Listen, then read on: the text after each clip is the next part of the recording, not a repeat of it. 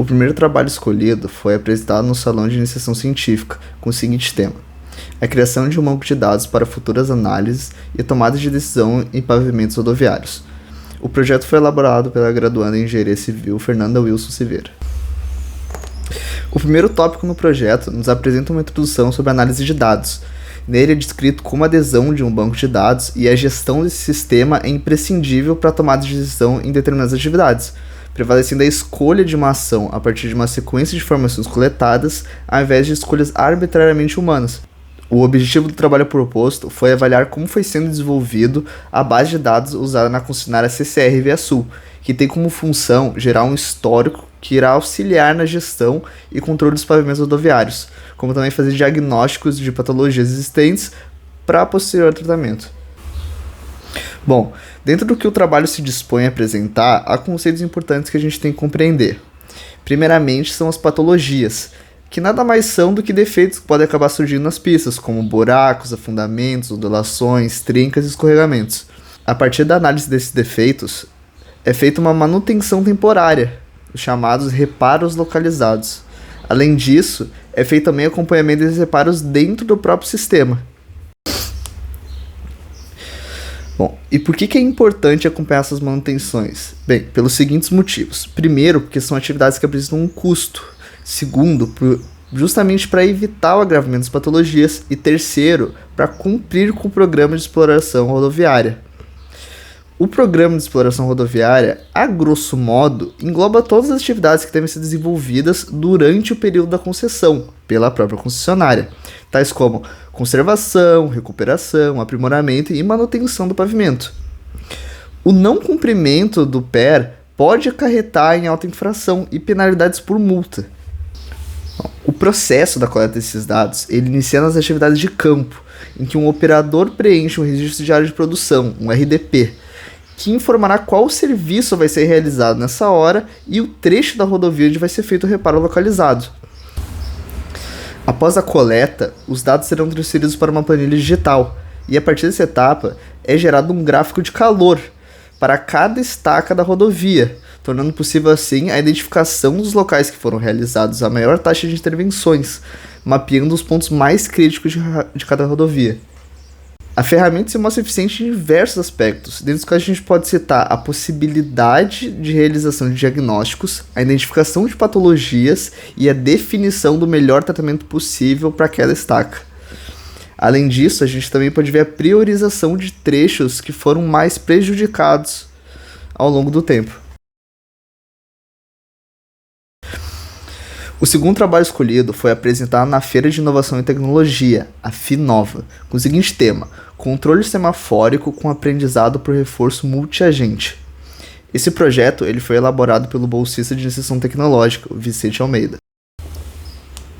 Bom, a motivação do trabalho é justamente o congestionamento urbano, um fenômeno que ocorre quando muitos veículos tendem a utilizar uma mesma infraestrutura ao mesmo tempo.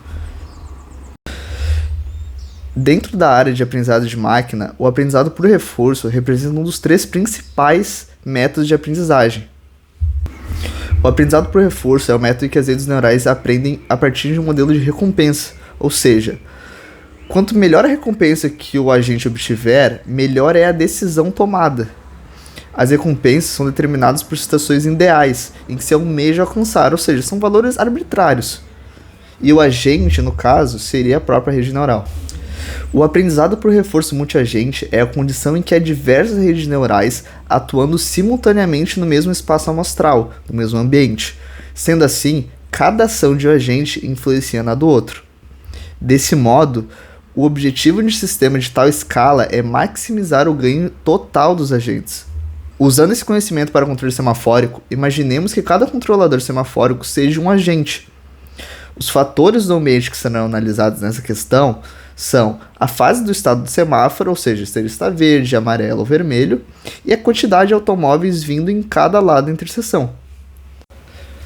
Bom, a problemática do projeto é elaborar um sistema com a tecnologia de aprendizado por reforço multiagente, no contexto dos controles semafóricos. Isso, de certo modo, é difícil, pois o espaço de análise, ou seja, os fatores do ambiente, eles são grandes e contínuos. Assim, para tornar o sistema possível, foi utilizado um método de classificação em aprendizagem de máquina chamado K-vizinhos mais próximos, ou KNN. Uma forma de entender como essa ferramenta funciona é imaginar que a gente tem um gráfico com dois eixos. Nesse gráfico, a gente vai ter uma dispersão de um certo volume de dados que já foram normalizados, em forma de pontos de coordenadas, x e y. A classificação de um fator ela vai ocorrer pela quantidade de pontos de uma classe, de uma determinada classe, próximo ao fator que a gente quer analisar. É importante notar que os pontos eles já possuem características pré-estabelecidas pelo sistema, como a gente disse antes, pois são fatores arbitrários. O estado atual do controlador semafórico será atribuído por essa classificação gráfica. Em seguida, esses valores armazenados serão utilizados para ajudar a definir o estado dos outros controladores semafóricos na proximidade, ou seja, uma análise em cadeia. Primeiramente, é importante entender como cada simulação vai ocorrer. Primeiro, cada agente vai ter apenas 5 segundos para escolher uma ação. O ambiente selecionado para o aprendizado foi uma malha de semáforo 4x4, e cada simulação vai durar em média 80 mil segundos. Também, cada etapa da simulação vai durar 20 mil segundos. E cada simulação vai fazer 2 chamadas de 2 etapas.